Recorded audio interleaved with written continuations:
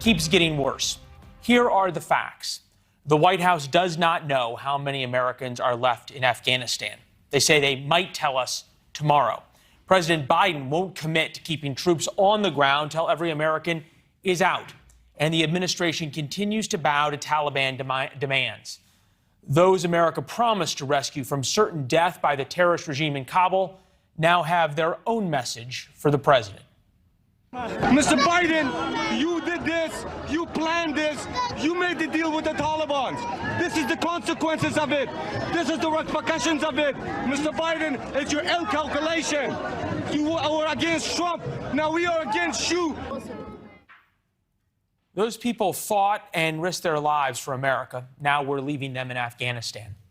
Yesterday, the CIA director flew to Kabul for a negotiation with the Taliban, but evidently it didn't accomplish much. The terrorist group is still blocking roads to the airport, and the U.S. Embassy has reportedly told U.S. citizens to stay put. Here is the Taliban spokesman today. They can take all people, they can evacuate all people, but we will not allow Afghans to leave, and we want to extend that deadline. Of course, the United States promised to get thousands of Afghans out because they fought alongside U.S. troops and, as we've reported, face near certain death and torture at the hands of the Taliban. The completion by August 31st depends upon the Taliban continuing to cooperate and allow access to the airport for those who were transporting out and no disruptions to our operations. Lieutenant General Jerry Boykin commanded Delta Force and planned rescue missions like those that might be necessary for rescuing Americans stranded in Afghanistan. We're going to get his perspective in a minute, but we start with Tyler Pager, White House reporter for The Washington Post. Tyler, appreciate you being with us. As you looked and listened to President Biden, it seems like the White House policy more focuses on meeting the deadline of August 31st than getting Americans and Afghans out. Fair? So the president today expressed confidence that they would be able to complete the mission by August 31st, but said that they would have contingency plans in case that did not happen. Obviously, there's a lot of criticism from lawmakers, from allies.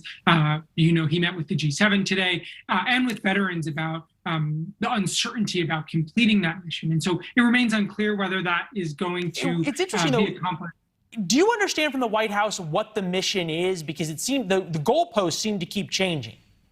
Yeah, I think one of the things that we're still unclear about is that exact number, as you referenced. The White House has said they have evacuated more than 70,000 people at this point, but they have not provided clarity on the exact number of people that are remaining. We're expected to hear from Secretary of State Tony Blinken tomorrow with more updates on that specificity, but that is something that we're still waiting to get more clarity on. As we look at what the American people are seeing, they're clearly taking note. This is a poll, and I'm sure you've seen it, and I know the people at the White House have. Approval numbers, July 27th, 52.6%. Approval rating today, 41%. Does the White House realize what a disaster this is, and are they worried about it? I think, the White House is concerned about the situation on the ground. I think if you talk to them publicly, they are never going to talk about the politics of the situation. They are focused on the mission, but obviously there are concerns in the Democratic community, on the Hill, in the larger Democratic ecosystem about what this means for Biden's approval ratings and heading, we're still many months away from the midterms, but gearing up for what is usually a tough midterm for the incumbent president. So I think there are undoubtedly concerns both on the ground in Kabul about completing the evacuation. I haven't talked to anybody in my sourcing, I don't know if you have, that's outside the administration groupthink that thinks, I put it as a question, I haven't talked to anybody. Have you talked to anybody outside of the administration groupthink that believes you can get every American and all of the Afghans who are in danger out by August 31st? I mean, I'm not on the ground in Kabul, so I don't have, Yeah, but you got great sources. Have you talked to anybody who's said that?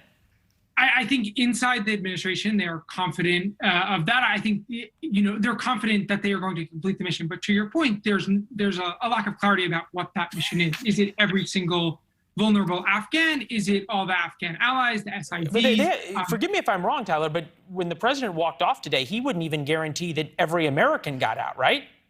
So he has guaranteed over the past few days in the speeches that he did that any American that wanted to leave would be able to. I think, we're waiting for tomorrow for more clarity. I've been pressing my sources to try to get that number of how many Americans are left. That is an answer that we don't have. And so it's hard to exactly judge whether that's going to be accomplished given the lack of information we have. Tyler, we'll continue to read your stuff in the Washington Post. Thank you. Thanks. All right, with that, we bring in Lieutenant General retired Jerry Boykin, former Deputy Undersecretary of Defense